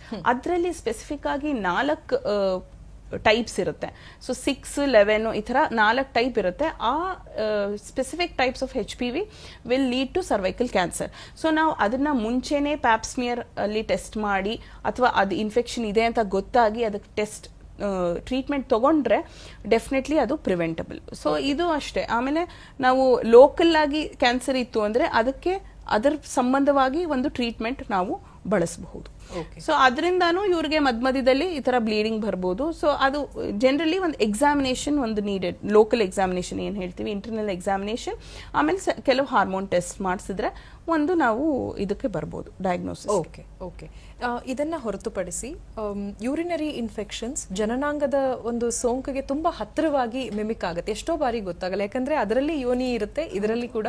So ಹತ್ತಿರ ಇರೋದ್ರಿಂದ ಲೈಂಗಿಕ ಸೋಂಕುಗಳು ಜೊತೆಗೆ ಜನನಾಂಗದ ಸೋಂಕುಗಳಿಗೆ ನಮಗೆ ಹೆಚ್ಚಾಗಿ difference ಗೊತ್ತಾಗಲ್ಲ. Urinary infections, bladder infection ಇವೆಲ್ಲವೂ ಕೂಡ ಲೈಂಗಿಕವಾಗಿ ಬರುವಂತದ್ದೇನಾ? ಹೌದು. ಏನಂದ್ರೆ ಸೆಕ್ಷುಲಿ ಟ್ರಾನ್ಸ್ಮಿಟೆಡ್ ಇನ್ಫೆಕ್ಷನ್ಸ್ ಕೋ ಎಕ್ಸಿಸ್ಟ್ ಆಗುತ್ತೆ. So why it all it is anatomy. ನೀವು ಹೇಳಿದ್ರಿ ಅದು 2 ಹತ್ತತ್ರ ಇರೋದು. ಆಮೇಲೆ ನಮ್ಗೆ ಒಂದು ಯುರೆತ್ರ ಅಂತ ಬರುತ್ತೆ, ಅದು ಒಂದು bladder opening. So bladder open ಆದ್ಮೇಲೆ ಯುರೆತ್ರ, ಅಲ್ಲಿಂದ ನಮ್ಗೆ ಮೂತ್ರ ಬರೋದು. ಆ ಯುರೆತ್ರ ತುಂಬಾ ಶಾರ್ಟ್, ಫಿಮೇಲ್ಸ್ ಅಲ್ಲಿ especially it is just 4 centimetre. So ಆ ಶಾರ್ಟ್ ಇರೋದ್ರಿಂದ it is even more easy for the infection to ascend, ಈಸಿಯಾಗಿ ಕ್ಯಾಚಪ್ ಆಗುತ್ತೆ. ಸೊ ಯಾವಾಗ it might be vice versa also. ನಮ್ಗೆ ಯೂರಿನರಿ ಇನ್ಫೆಕ್ಷನ್ಸ್ ಇದ್ದಾಗ ಇಮಿಡಿಯೇಟ್ಲಿ ನಾವು ಅದನ್ನ ಟ್ರೀಟ್ಮೆಂಟ್ ತಗೊಂಡಿಲ್ಲ ಅಂದ್ರೆ it might go in for reproductive infections also. So ಇದನ್ನು ಅಷ್ಟೇ ವೈಸ್ ವರ್ಸಾ ಅಂತ ಹೇಳಿದ್ನಲ್ಲ, ರಿಪ್ರೊಡಕ್ಟಿವ್ ಟ್ರ್ಯಾಕ್ಟ್ ಇನ್ಫೆಕ್ಷನ್ಸ್ ಏನೋ ಡಿಸ್ಚಾರ್ಜ್ ಇತ್ತು, ಅದನ್ನ ಕರೆಕ್ಟ್ ಆಗಿ ನಾವು ಟ್ರೀಟ್ಮೆಂಟ್ ತಗೊಂಡಿಲ್ಲ ಅಂದ್ರೆ we might catch up urinary infection. So ಇವನ್ ನಾವು ಪೇಷಂಟ್ಸ್ ಬಂದಾಗ ಸಿಂಪ್ಟಮ್ಸ್ ಅಲ್ಲಿ ಕೇಳುವಾಗ ನಿಮ್ಗೆ ಏನಾದ್ರೂ ಮೂತ್ರದಲ್ಲಿ ಉರಿ ಇದೆಯಾ ಅಥವಾ ಮೂತ್ರ ಅಧಿಕ ಟೈಮ್ ಮಾಡಬೇಕಾ, ಇನ್ಕ್ರೀಸ್ ಫ್ರೀಕ್ವೆನ್ಸಿ ಆಫ್ ಮಿಕ್ಚುರೇಷನ್ ಅಂತ ಹೇಳ್ತೀವಿ, ಅಥವಾ ರಕ್ತ ಬರ್ತಾ ಇದೆಯಾ, ಮೂತ್ರದಲ್ಲಿ ರಕ್ತ ಬರ್ತಾ ಇದೆಯಾ, ಆಮೇಲೆ ಮೂತ್ರ ಕಲರ್ ನೋಡಕ್ಕೆ ಟರ್ಬಿಡ್ ಇದೆಯಾ, ಥಿಕ್ ಇದೆಯಾ, ಡಾರ್ಕ್ ಎಲ್ಲೋ ಇದೆಯಾ, ಯಾಕಂದ್ರೆ usually it will be light yellow. ಇವರು ಯಾವಾಗ ಈ ತರ ಸಿಂಪ್ಟಮ್ಸ್ ಹೇಳ್ತಾರೋ immediately we screen for both urinary infection as well as reproductive infection.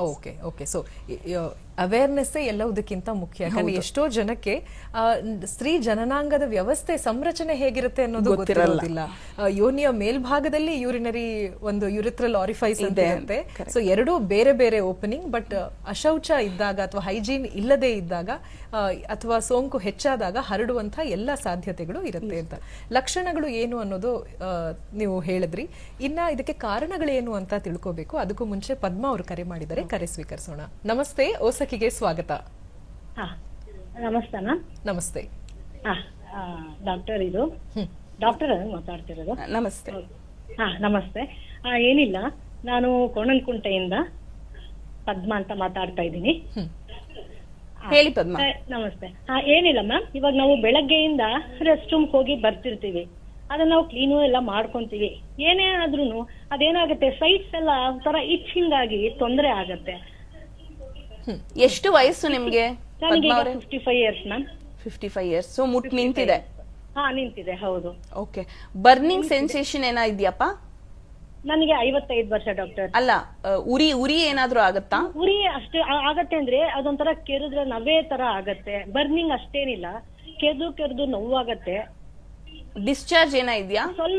ಸ್ವಲ್ಪ ಉರಿ ಆಗತ್ತೆ, ಅಷ್ಟೇನಿಲ್ಲ. ಡಿಸ್ಚಾರ್ಜ್ ಎಲ್ಲ ಏನಿಲ್ಲ ಡಾಕ್ಟರ್. ಓಕೆ. ನೀವು ಇದು ಯಾವಾಗ ಟಾಯ್ಲೆಟ್ ಯೂಸ್ ಮಾಡ್ತೀರಾ ಅವಾಗ ಮಾತ್ರ ನೋಡ್ಕೋತೀರಾ ಅಥವಾ ಯಾವಾಗೂ ಸಾಮಾನ್ಯ ಒಂಥರ ಎಲ್ಲಾದ್ರೂ ಹೋಗಿ ಬಂದ್ರಿ, ನಾವು ಹೋಗಿರ್ತೀವಿ ಹೊರಗಡೆ ಇರುವಂತ ಶೌಚಾಲಯ ಉಪಯೋಗಿಸಿದಾಗ ಆದಷ್ಟು ಉಪಯೋಗಿಸಲ್ಲ ಡಾಕ್ಟರ್. ನಾವು ಆದಷ್ಟು ಉಪಯೋಗಿಸಲ್ಲ. ಆದ್ರೂ ಅದೇನೋ ಇಚ್ಚಿಂಗ್ ಆಗತ್ತೆ. ಸರಿ, ಡಾಕ್ಟರ್ ಟೆಸ್ಟ್ ಮಾಡಿ ತೋರಿಸ್ಕೊಂಡ್ವಿ, ಮಾಡಿದ್ವಿ, ಕ್ರೀಮು ಕೊಟ್ಟಿದ್ರು, ಅದು ಹಚ್ಕೊಂಡೆ. ಆದ್ರೂ ಸೈಟ್ಸ್ ಎಲ್ಲ ಒಂಥರ ಕಪ್ಪಾಗಿದೆ. ಅದಕ್ಕೆ ಒಂಥರ ಅದಕ್ಕೋಸ್ಕರ ಏನಾದ್ರು ಒಂದ್ ಸಲಹೆ ಕೊಟ್ರೆ.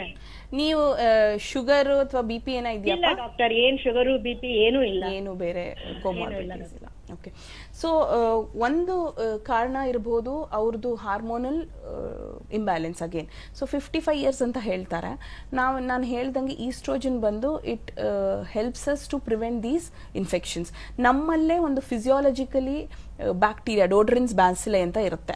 ಸೊ ನಾವು ಯಾವಾಗ ರಿಪ್ರೊಡಕ್ಟಿವ್ ಏಜ್ ಗ್ರೂಪ್ ಅಲ್ಲಿ ಇದ್ದಾಗ ನಮ್ಮಲ್ಲೇ ಕ್ರಿಮಿನಗಳು ಇರುತ್ತೆ. ಅದು ಇಂಪಾರ್ಟೆಂಟ್. ಹೇಗೆ ನಮ್ ಗಟ್ಟಲ್ಲಿ ಬ್ಯಾಕ್ಟೀರಿಯಾ ಇರುತ್ತೋ, ಗಟ್ ಪ್ರೋಬಯೋಟಿಕ್ಸ್ ಅಂತ ಹೇಳ್ತೀವಿ, ಹಂಗೆ ನಮ್ ವೆಜೈನಾದಲ್ಲೂ ಯೋನಿಯಲ್ಲೂ ಒಳ್ಳೆ ಬ್ಯಾಕ್ಟೀರಿಯಾ ಇರುತ್ತೆ. ಸೊ ಏನಾಗುತ್ತೆ, ನಮ್ಗೆ ಈಸ್ಟ್ರೋಜನ್ ಕಡಿಮೆ ಆಗ್ತಿದ್ದಂಗೆ pH ಚೇಂಜ್ ಆಗುತ್ತೆ. pH ಚೇಂಜ್ ಆದಾಗ ಆ ಬ್ಯಾಸಿಲೆ ಎಲ್ಲ ಸತ್ತೋಗುತ್ತೆ. ಸೊ ಆ ಬ್ಯಾಸಿಲೆ ಪ್ರೊಟೆಕ್ಟ್ ಮಾಡಕ್ಕೆ ಇರಲ್ಲ ಆ ಏಜ್ ಅಲ್ಲಿ. ಅವಾಗ ಅದು ಡ್ರೈ ಆಗೋದು ಅಥವಾ ಉರಿಯೋದು ಅದೆಲ್ಲ ಸಹಜ. ಸ್ಕಿನ್ ಡಿಸ್ಕಲರೇಷನ್ ಕೂಡ ಸಹಜ. ಸ್ಕಿನ್ ಡಿಸ್ಕಲರೇಷನ್ ಏನಾಗುತ್ತೆ, ಯೂಶಲಿ ಅವ್ರ ದಪ್ಪ ಇದ್ರೆ ಆ ತೊಡೆ ಉಜ್ಜಿ ಬರ್ಬೋದು, ಅಥವಾ ಇವ್ರು ಕೆರೆದ್ರೆ ಅದು ಮಾರ್ಕ್ಸ್ ಬೀಳ್ಬಹುದು. ಆಮೇಲೆ ಬಂದು ಟೀನಿಯಾ ಕ್ರೂರಿಸ್ ಅಂತ ಹೇಳ್ತೀವಿ. ಇನ್ಫೆಕ್ಷನ್ಸ್ ಬಗ್ಗೆ ಮಾತಾಡುವಾಗ ಅದು ಒಂದು infection, fungal infections. So fungal infections ಅಲ್ಲಿ ನಮಗೆ ಸ್ಕಿನ್ ಡಿಸ್ಕಲರೇಷನ್ ತುಂಬಾ ಕಾಮನ್. ಏನ್ ರಿಂಗ್ ವರ್ಮ್ ಇನ್ಫೆಕ್ಷನ್ ಅಂತ ಹೇಳ್ತೀವಿ, ಅದೇ ತರ ನಮ್ಮ ಜನನಾಂಗಗಳಲ್ಲಿ ಆಗ್ಬಹುದು. ಅದಕ್ಕೆ ಟೀನಿಯಾ ಕ್ರೂರಿಸ್ ಅಂತ ಹೇಳ್ತೀವಿ. ಅದರಿಂದಾನು ನಮ್ ಕಲರ್ ಡಿಸ್ಕಲರೇಷನ್ ಆಗುತ್ತೆ. ಸೊ ಅವ್ರು ಹೇಳ್ದಂಗೆ ಏನೋ ಕ್ರೀಮ್ ಕೊಟ್ಟಿದ್ದಾರೆ ಅಂತ ಹೇಳಿದ್ರು. ಅದು ಯೂಶಲಿ ಈ ತರ ಡಿಸ್ಕಲರೇಷನ್ ಅಥವಾ ಫಂಗಲ್ ಇನ್ಫೆಕ್ಷನ್ಸ್ಗೆ ನಾವು ಕೊಡೋ ಟ್ರೀಟ್ಮೆಂಟ್. ಒನ್ ಟೈಮ್ ಏನಾಗುತ್ತೆ, ನಾವು ಒಳಗೆ ಚೆಕಪ್ ಮಾಡುವಾಗ ಅಲ್ಲೂ ಕೂಡ ಫಂಗಲ್ ಇನ್ಫೆಕ್ಷನ್ ಇದ್ದಾಗ ಅದಕ್ಕೆ ಟ್ರೀಟ್ಮೆಂಟ್ ನಾವು ನೋಡಿಕೊಂಡು ಕೊಡಬೇಕಾಗುತ್ತೆ. ತುಂಬಾ ಏನಾದ್ರೂ ಯೂರಿನ್ ಆತರ ಉರಿ, ಇವಾಗ ಏನಾಗುತ್ತೆ, ಅವ್ರು ಕೆರೆದಾಗ ಒಂದು ರಾ ಸರ್ಫೇಸ್ ಕ್ರಿಯೇಟ್ ಆಗುತ್ತೆ. ಸೊ ಆ ರಾ ಸರ್ಫೇಸ್ ಇಂದಾನೆ ಅವ್ರಿಗೆ ಉರಿ ಬರ್ಬೋದು. So they have to prevent scratching ಏನ್ ಹೇಳ್ತೀವಿ. ಆಮೇಲೆ ಬಂದು ಕಾನ್ಕಾಮಿಟೆಂಟ್ ಯೂರಿನರಿ ಇನ್ಫೆಕ್ಷನ್. ಸೊ ಇವರು ಯೋನಿ ಅಂತ ಅನ್ಕೊಂಡಿರ್ತಾರೆ, ಬಟ್ ಅಲ್ಲಿ ಆಕ್ಚುಲಿ ಇರ್ಬೋದು ಮೂತ್ರದ ಪ್ರಾಬ್ಲಮ್, ಮೂತ್ರದ ಸೋಂಕು ಇರ್ಬೋದು. ಸೊ ಮೂತ್ರ ಟೆಸ್ಟ್ ಕೊಟ್ಟು ಅದ್ರಲ್ಲಿ ಏನಾದರೂ ಬ್ಯಾಕ್ಟೀರಿಯಾ ಇದೆಯಾ ಅಂತ ನೋಡಬೇಕು. ಇನ್ನೊಂದು ಏನು ಮಾಡ್ಬೋದು ಅಂದರೆ they can have a local hormonal treatment but under doctor's advice only. So ನಾನು ಏನು ಹೇಳಿದೆ, ಅದು ಡ್ರೈ ಆಗಿರುತ್ತೆ, ಅದರಿಂದ ಉರಿ ಇರುತ್ತೆ, ರಾ ಸರ್ಫೇಸ್ ಇರುತ್ತೆ. So there are vaginal creams, hormonal creams available which will take care of this. Okay ನಮ್ಮ ದೇಹದಲ್ಲೇ ಉತ್ಪತ್ತಿಯಾಗುವಂತ ಹಾರ್ಮೋನ್ಗಳನ್ನ ಅದು ಮಿಮಿಕ್ ಮಾಡೋದ್ರಿಂದ ಆ ಸರ್ಫೇಸ್ ಏರಿಯಾನ ಹೆಲ್ದಿಯಾಗಿಡಕ್ಕೆ ಪ್ರಯತ್ನ ಪಡುತ್ತೆ, ಗುಡ್ ಬ್ಯಾಕ್ಟೀರಿಯಾ ಗ್ರೋತ್ ನ ಪ್ರಮೋಟ್ ಮಾಡುತ್ತೆ. ಇನ್ನೊಬ್ರು ಕಾಲರ್ ಇದ್ದಾರೆ. ನಮಸ್ತೆ, ಓಸಕಿಗೆ ಸ್ವಾಗತ. ಅಂಜಲಿ ಅವರೇ. ಹಲೋ, ಕೇಳಿಸ್ತಿದ್ಯಾ? ಹಾ ಮೇಡಮ್, ಕೇಳಿಸ್ತಾ ಇದೆ. ಹೇಳಿ ಅಂಜಲಿ ಅವರೇ, ನಿಮ್ಮ ಪ್ರಶ್ನೆ ಕೇಳಿ. ಮೇಡಮ್, ನನ್ನ ಪ್ರಶ್ನೆ, ನನ್ಗೆ ಯೂರಿನ್ ಪ್ಲೇಸ್ ಅಲ್ಲಿ ಇನ್ಫೆಕ್ಷನ್ ಜಾಸ್ತಿ ಇತ್ತು, ತುರಿಕೆ ಜಾಸ್ತಿ ಇದೆ ಮ್ಯಾಮ್. ಹಾ, ಮತ್ತೆ ಹಾಗೆ ವೈಟ್ ಡಿಸ್ಚಾರ್ಜ್ ಕೂಡ ಜಾಸ್ತಿ ಆಗ್ತಾ ಇದೆ. ಹಾಸ್ಪಿಟ್ಲಿಗೆಲ್ಲ ತೋರಿಸ್ಕೊಂಡೆ, ಕಡಿಮೆ ಆಗಿಲ್ಲ. ಅದಕ್ಕೆ ನಾನು ಇವಾಗ ಕಾಲ್ ಮಾಡಿ ಕೇಳೋಣ ಅಂತ, ಏನಾದ್ರು ಸಜೆಷನ್ ಕೊಡ್ತಾರ? ನಿಮ್ಮ ವಯಸ್ಸೆಷ್ಟು? 22 ಮ್ಯಾಮ್. 22. ಮಕ್ಕಳು? ಓಕೆ. ಮದುವೆ, ಮಕ್ಕಳು? ಮದ್ವೆ ಆಗಿದೆ ಮ್ಯಾಮ್, ಮಕ್ಕಳು ಇಲ್ಲ. ಮಕ್ಕಳು ಆಗಿಲ್ಲ ಇನ್ನು. ನನ್ನ ಹಸ್ಬೆಂಡ್ ಮನೆಯಲ್ಲಿ ಇಲ್ಲ, ನನ್ನ ತವ್ರ ಮನೇಲಿ ಇರೋದು. ಎಷ್ಟು ವರ್ಷ ಆಯ್ತು ಮದುವೆ ಆಗಿ? 5 years ಆಯ್ತು ಮ್ಯಾಮ್. 5 years. ಓಕೆ. ಪ್ರಯತ್ನ ಮಾಡ್ತಾ ಇದ್ದಾರಾ ಮಕ್ಕಳಿಗೆ? ಮಕ್ಕಳಿಗಾಗಿ ಪ್ರಯತ್ನ ಮಾಡ್ತಿದ್ದೀರಾ? ಏನೇ ಇಲ್ಲ ಮ್ಯಾಮ್, ಅದೇನಿಲ್ಲ. ಓಕೆ. ಬೇರೆ ಯಾವ್ದಾದ್ರು ಮೆಡಿಕೇಶನ್ ಅಲ್ಲಿ ಇದ್ದೀರಾ ನೀವು?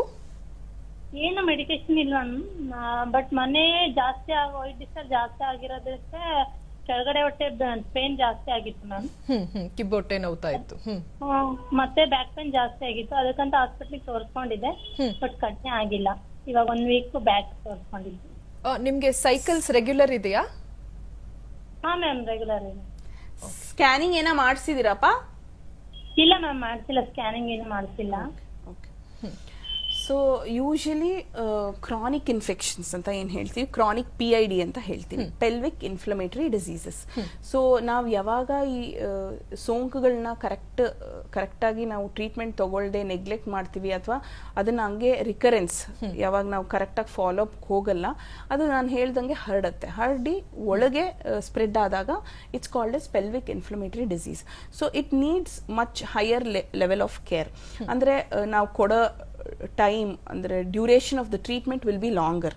ಸೊ ಒನ್ಸ್ ನಾವು ಅದಕ್ಕೆ ಇವಾಗ ಯಾವುದೇ ವ್ಯಕ್ತಿ ಬಂದು ನಮ್ಮ ಹತ್ರ ಟ್ರೀಟ್ಮೆಂಟ್ ತಗೊಂಡಾಗ ನಾವು ಫಾಲೋ ಅಪ್ ಅಂತ ಒಂದು ಮಾಡಲೇಬೇಕು. ಎಷ್ಟೋ ಜನ ಬರ್ತಾರೆ ನನ್ನ ಹತ್ರ ಬಂದು, ಹಲವಾರು ಕಡೆ ತೋರಿಸ್ಬಿಟ್ಟಿದೀವಿ, 2 ವರ್ಷದಿಂದ ನಮಗಿದೆ ಸೋಂಕಿದೆ ಅಂತ ಹೇಳ್ತಾರೆ.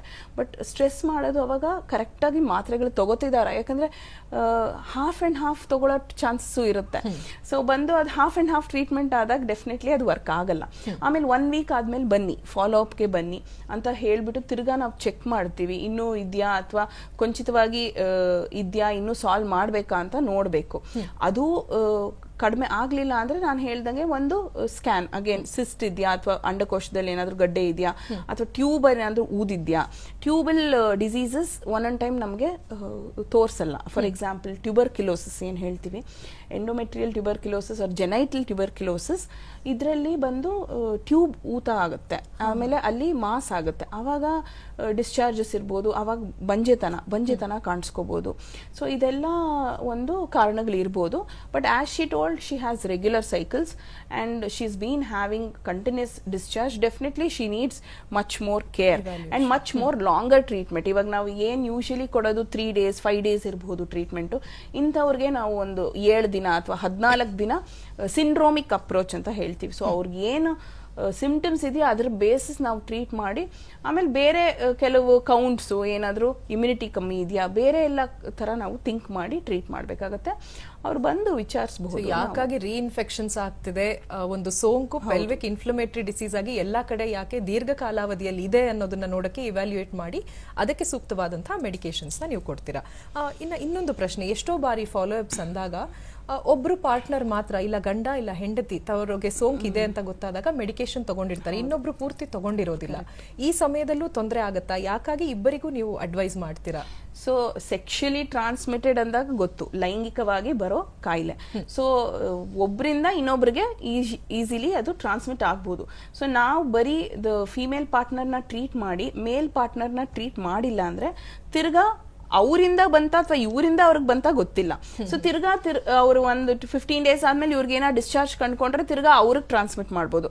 ಅಥವಾ ಅವ್ರಿಗೆ ಇನ್ಫೆಕ್ಷನ್, ಇವಾಗ for example partner might be diabetic, uncontrol diabetics, ಅವ್ರಿಗೆ ಅದು ಗೊತ್ತಿರಲ್ಲ. ಆಮೇಲೆ ಬಂದು ಏನೋ ಒಂದ್ ಸ್ವಲ್ಪ ಡಿಸ್ಚಾರ್ಜ್ ಇರುತ್ತೆ, ಅವರು ವಾಶ್ ಅವೇ ಮಾಡ್ಕೋತಾರೆ, ಎಕ್ಸ್ಪ್ಲೈನ್ ಮಾಡಿರಲ್ಲ ಅಥವಾ ಹೇಳ್ಕೊಂಡಿರಲ್ಲ.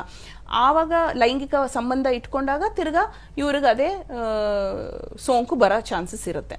So it's very important, especially patient second time ಬಂದಾಗ ಅವ್ರ ಪಾರ್ಟ್ನರ್ಸ್ನ ಟ್ರೀಟ್ ಮಾಡೋದು ಅಷ್ಟೇ ಇಂಪಾರ್ಟೆಂಟ್. ಆಮೇಲೆ ಅವ್ರನ್ನ ಅಕಸ್ಮಾತ್ ಸ್ಕ್ರೀನ್ ಮಾಡಬೇಕಾ ಅದನ್ನು ಸ್ಕ್ರೀನ್ ಮಾಡಿ.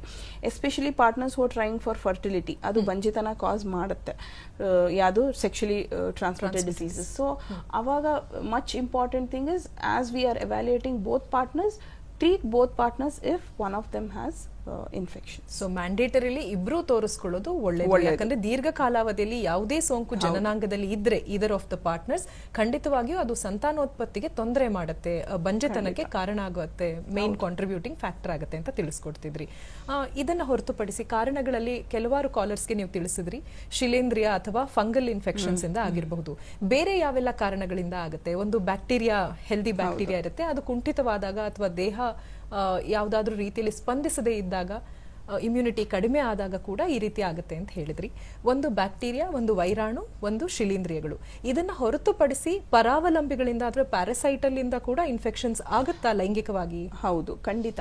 So that is the most common reproductive tract infection, trichomonas ಅಂತ ಹೇಳ್ತೀವಿ, ಅಥವಾ ಬ್ಯಾಕ್ಟೀರಿಯಲ್ ವೆಜೈನೋಸಿಸ್. ಇದು ಒಂದು ಮೋಸ್ಟ್ ಕಾಮನ್ ಆಗಿ ಕಂಡುಬರುವ ರಿಪ್ರೊಡಕ್ಟಿವ್ ಇನ್ಫೆಕ್ಷನ್. ಸೊ ಅದ್ರಾಗೆ ಇವಾಗ ನಾನು ಫಂಗಲ್ ಅಂತ ಹೇಳಿದೆ, ಫಂಗಲ್ ಅಲ್ಲಿ ಕ್ಯಾಂಡಿಡಿಯಾಸಿಸ್ ಅಂತ ಹೇಳ್ತೀವಿ. ಇದ್ರಲ್ಲಿ ಏನು ಸೋಂಕಿರ್ಬೋದು ಅಂದ್ರೆ, ಪೇಷಂಟ್ ಹೇಳ್ತಾರೆ ಮೊಸರು ತರ ನಮಗೆ ಡಿಸ್ಚಾರ್ಜ್ ಬರ್ತಾ ಇದೆ ಅಂತ ಹೇಳ್ತಾರೆ. ಆಮೇಲೆ ಇಚ್ಚಿಂಗ್ ಇರುತ್ತೆ. ಸೊ ಇದು most common in fungal. Coming to parasite ಅಲ್ಲಿ ಅದು ಗ್ರೀನಿಶ್ ಡಿಸ್ಚಾರ್ಜ್ ಅಂತ ಕಂಡು ಬರುತ್ತೆ. ಆಮೇಲೆ ಸ್ಮೆಲ್ ಇರುತ್ತೆ, ಒಂಥರ ಅಮೋನಿಯಾ ಸ್ಮೆಲ್, ಯಾಕಂದ್ರೆ ಅದು pH ಚೇಂಜ್ ಆಗಿರುತ್ತೆ. ನಾನು ಅವಾಗೆ ಹೇಳಿದ್ದೆ ನಿಮಗೆ, ಆಸ್ ಅ ಫಿಸಿಯಾಲಜಿಕಲ್ ಮೆಕ್ಯಾನಿಸಮ್ ನಮ್ಮಲ್ಲಿ ಇರೋದು ಅಸಿಡಿಕ್ pH ವೆಜೈನಾಲಿ. ಇದು ಏನಾದ್ರು ಚೇಂಜ್ ಆದಾಗ, because of the parasitic infections, the vaginal pH changes and it will, the parasite will grow. ಇದಕ್ಕಂತ ನಾವು ಸ್ವಾಪ್ ಟೆಸ್ಟ್ ಅಂತ ಮಾಡ್ತೀವಿ. ಬೇರೆ ಪರಾವಲಂಬಿ ಬೆಳಿಲಿಕ್ಕೆ ಬೇಕಾದಂತ pH ಮಾರ್ಪಟ್ಟಾಗ ಮಾತ್ರ ಅದು ಬೆಳೆಯುತ್ತೆ. ಅಸಿಡಿಕ್ ಆಗಿ ನೈಸರ್ಗಿಕವಾಗಿ ಇರುವಂತ ಇದು ಇದ್ದಾಗ ಆಗಲ್ಲ. ಸೊ ಈ ಎಸ್ಪೆಷಲಿ ಬ್ಯಾಕ್ಟೀರಿಯಲ್ ವೆಜೈನೋಸಿಸ್ ಅಲ್ಲಿ pH ಚೇಂಜ್ ಆಗುತ್ತೆ. ಸೊ ನಾವು ಸ್ವಾಪ್ ಟೆಸ್ಟ್ ಮಾಡ್ತೀವಿ. ಅದು pH ಟೆಸ್ಟ್ ಮಾಡಿದಾಗ ಅದು ನಮಗೆ ಬೇಸಿಕ್ pH ಅಂತ ತೋರಿಸುತ್ತೆ, ಆಲ್ಕಲೈನ್ ತೋರಿಸುತ್ತೆ, and it's just OPD test. ಆಮೇಲೆ ನಮ್ಗೆ ಅವ್ರು ಹೇಳ್ತಾ ಇರೋವಾಗಲೇ ಗೊತ್ತಾಗೋಗುತ್ತೆ ಯಾವ ತರ ಅವ್ರಿಗೆ ಸೋಂಕಿದೆ ಅಂತ. ಸೊ ಇದಕ್ಕೆ definitely it's a very short treatment and very ಪಕ್ಕಾ ಟ್ರೀಟ್ಮೆಂಟ್ ಇದೆ, and it is easily kind of given at OPD basis. So ಇದನ್ನ ಬಂದು ನಾವು ಡೇ ಇನ್ ಡೇ ಔಟ್ ನೋಡೋ ತರ ಸೋಂಕಿದು. ಅದೊಂದು ನೀವು ಹೇಳ್ದಂಗೆ ಬ್ಯಾಕ್ಟೀರಿಯಾ ಇದೆ, ವಿರಾಣು ಇದೆ. So bacterially we have many diseases. ಇದ್ರಲ್ಲಿ ಬಂದು ವೈರಲ್ ಅಲ್ಲಿ ಬಂದು HIV ಹೇಳ್ದೆ, ಸಿಫಿಲಿಸ್ ಹೇಳ್ದೆ, ಆಮೇಲೆ HPV ಹ್ಯೂಮನ್ ಪ್ಯಾಪಿಲೋಮಾ ವೈರಸ್ ಬರುತ್ತೆ. ಸೊ ಬ್ಯಾಕ್ಟೀರಿಯಲ್ ಅಲ್ಲಿ we can see gonorrhoea, other kind of stuff, bacterial ಇದು ಇನ್ಫೆಕ್ಷನ್. ಓಕೆ. ಸೊ ಪಾರ್ವತಿ ಅವರು ನೇರ ಸಂಪರ್ಕದಲ್ಲಿದ್ದಾರೆ. ನಮಸ್ತೆ, ಓಸಕಿಗೆ ಸ್ವಾಗತ ಪಾರ್ವತಿ ಅವರೇ. ನಿಮ್ಮ ಪ್ರಶ್ನೆ ಕೇಳಿ. ನಮಸ್ತೆ. ನಮಸ್ತೆ ಮೇಡಮ್, ನನ್ನ ಹೆಸರು ಪಾರ್ವತಮ್ಮ ಅಂತ. ಹೇಳಿಪ್ಪ. ಅದೇ ನನ್ಗೆ ಯೂರಿನ್ ಜಾಗದಲ್ಲಿ ಉರಿ ಯೂರಿನ್ ಪಾಸ್ ಮಾಡಿರೋ ಮೇಡಮ್, ಇದು ಯಾವಾಗ್ಲೂ ಒಂಥರ ಒಣಗಿರೋ ತರ ಹಿಂಸೆ ಆಗುತ್ತೆ ಮೇಡಮ್. ಒಳಗಡೆಯಿಂದ ಲೆಫ್ಟ್ ಜಾಗದಲ್ಲಿ ಊದ್ಕೊಳ್ಳುತ್ತೆ ಒಂದೇ ಸೈಡ್. ಓಕೆ, ನಿಮ್ಗೆ ಎಷ್ಟು ವರ್ಷ ಪಾರ್ವತಿ ಅವರೇ? 44 ಮೇಡಮ್ ನಂಗೆ. 44. ಓಕೆ. ತಿರ್ಗಾ ಹೊಟ್ಟೆ ಊಟ ಬೀಳ್ತಿದಂಗೆ ಹೊಟ್ಟೆ ಎಲ್ಲ ಒಂಥರ ಉಬ್ರ ಬಂದಂಗ ಆಗುತ್ತೆ. ಒಂದೇ ಸೈಡ್ ಹೊಡ್ತಾ ಮೇಡಮ್, ಎಡಗಡೆ ಲೆಫ್ಟ್ ಇದಿಂದ ರೆಟ್ಟೆಯಿಂದ ಪಾದದವರೆಗೂ ಉರಿ. ಯೂರಿನ್ ಹೋಗಿ ಬಂದಾಗ ಅಷ್ಟೇ ಬೇದಿ ಸ್ಟಾರ್ಟ್ ಆಗುತ್ತೆ ಮೇಡಮ್. ಹೊಟ್ಟೆ ಒಳಗೆ ಊಟ ಹೋಗ್ತಿದಂಗೆ ಬೇದಿ ಸ್ಟಾರ್ಟ್ ಆಗುತ್ತೆ. ಇದು ಮುಟ್ಟು ಕರೆಕ್ಟ್ ಆಗಿ ಆಗ್ತಾ ಇದೆಯಪ್ಪ ನಿಮ್ಗೆ?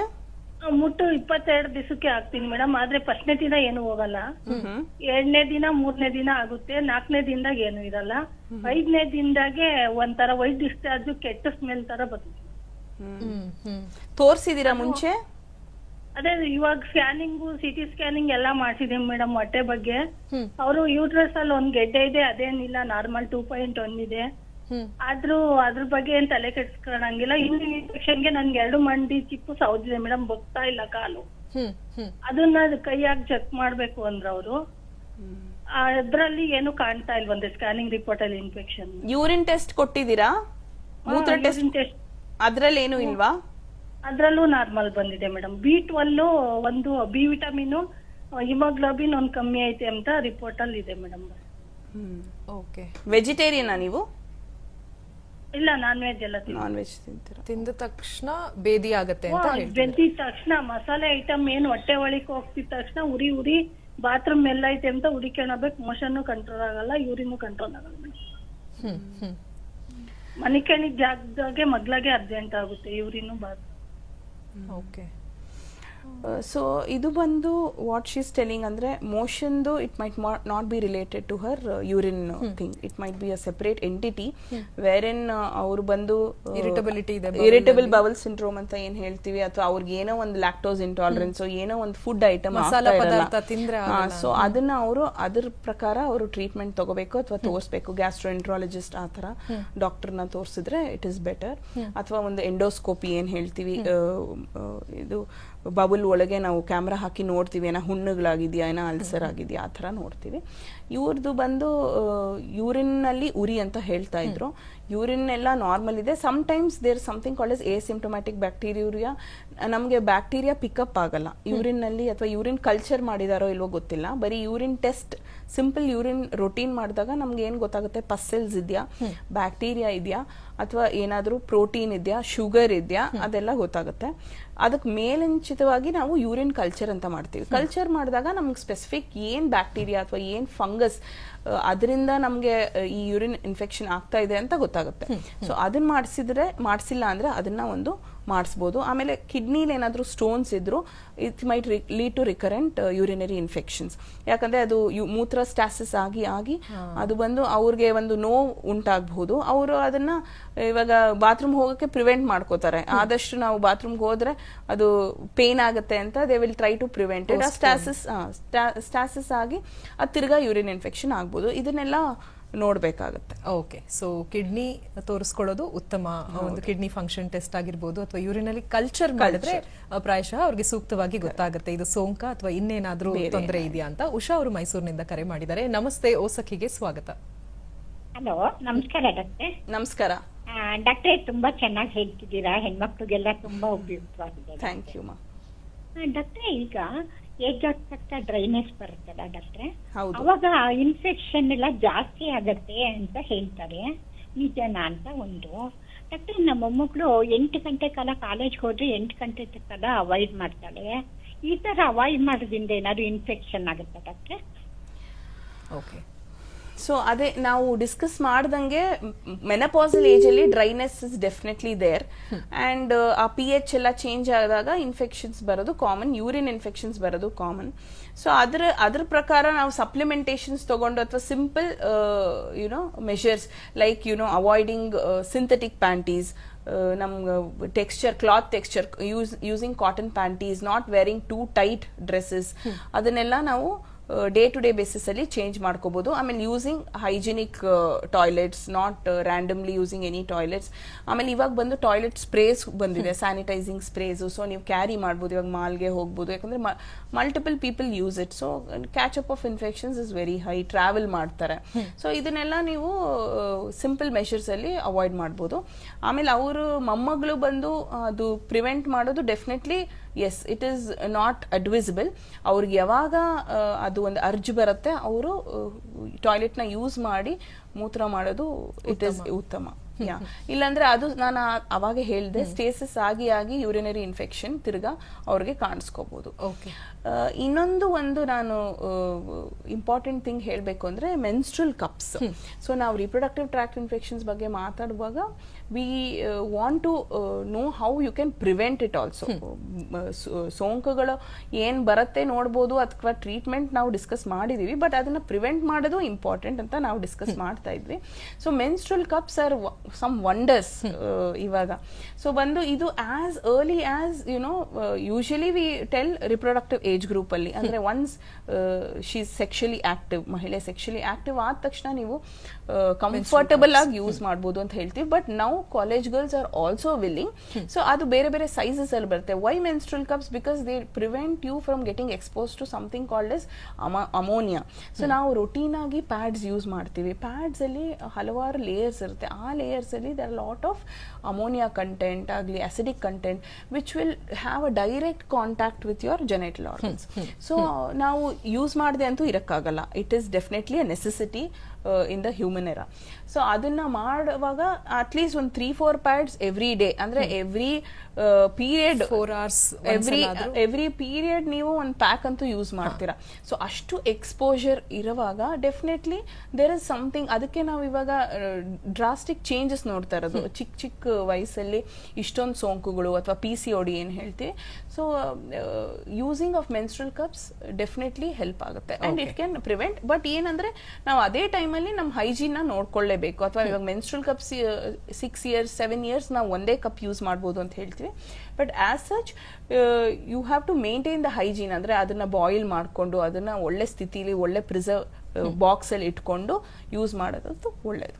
ಓಕೆ ಕಾರ್ಯಕ್ರಮಕ್ಕೆ ಆಗಮಿಸಿ ಅನೇಕ ಉಪಯುಕ್ತಕರವಾದಂತಹ ಮಾಹಿತಿಯನ್ನ ನೀವು ನೀಡಿದ್ರಿ. ಎಷ್ಟೋ ವಿಧಾನವಾದಂತಹ ರೀತಿಯಲ್ಲಿ ನಾವು ಎಲ್ಲವನ್ನ ಮುನ್ನೆಚ್ಚರಿಕೆ ಕ್ರಮವಾಗೇ ನೋಡಿದ್ರೆ ಈ ಸೋಂಕುಗಳಿಂದ ಸಾಕಷ್ಟು ಜನ ದೂರ ಬರ್ಬೋದು. ಯಾಕಂದ್ರೆ ಅನೇಕರಿಗೆ ಇದು ಕೆಲಸಕ್ಕೆ ಹೋಗುವಂತಹ ಜಾಗದಲ್ಲಿ, ಶಾಲಾ ಕಾಲೇಜುಗಳಿಗೆ ಹೋಗುವಾಗ ಮನೆಯಲ್ಲಿದ್ರು ಸಾಕಷ್ಟು ಮುಜುಗರವನ್ನ ತಂದುಕೊಡುತ್ತೆ ಹಾಗೂ ಮಾನಸಿಕ ಭಾವನಾತ್ಮಕ ಯೋಗಕ್ಷೇಮದ ಮೇಲೆ ಪ್ರಭಾವ ಬೀರುತ್ತೆ. ಹೀಗಾಗಿ ನೀವು ಕೊಟ್ಟಂತಹ ಸರಳವಾದಂತಹ ಒಂದಷ್ಟು ಟಿಪ್ಸ್ ಹಾಗೂ ಫ್ರೀಕ್ವೆಂಟ್ ಸ್ಕ್ರೀನಿಂಗ್ ಹಾಗೂ ಇವ್ಯಾಲ್ಯೂಯೇಷನ್ ಮಾಡಿಸ್ಕೊಳ್ಳೋದ್ರಿಂದ ತೊಂದರೆಗಳಿಂದ ದೂರ ಇಡಬಹುದು ಅನ್ನೋದನ್ನ ತಿಳಿಸ್ಕೊಟ್ರಿ. ಕಾರ್ಯಕ್ರಮಕ್ಕೆ ಆಗಮಿಸಿ ಅನೇಕ ಉಪಯುಕ್ತಕರವಾದಂತಹ ಮಾಹಿತಿಯನ್ನು ಹಂಚಿಕೊಂಡಿದ್ದಕ್ಕಾಗಿ ತುಂಬ ಹೃದಯದ ಧನ್ಯವಾದಗಳು ಡಾಕ್ಟರ್. ಧನ್ಯವಾದಗಳು ವೀಕ್ಷಕರೇ, ಮತ್ತೆ ಭೇಟಿಯಾಗೋಣ ಇನ್ನೊಂದು ವಿಶೇಷ ನೇರ ಪ್ರಸಾರದಲ್ಲಿ. ಅಲ್ಲಿವರೆಗೂ ನಮಸ್ತೆ.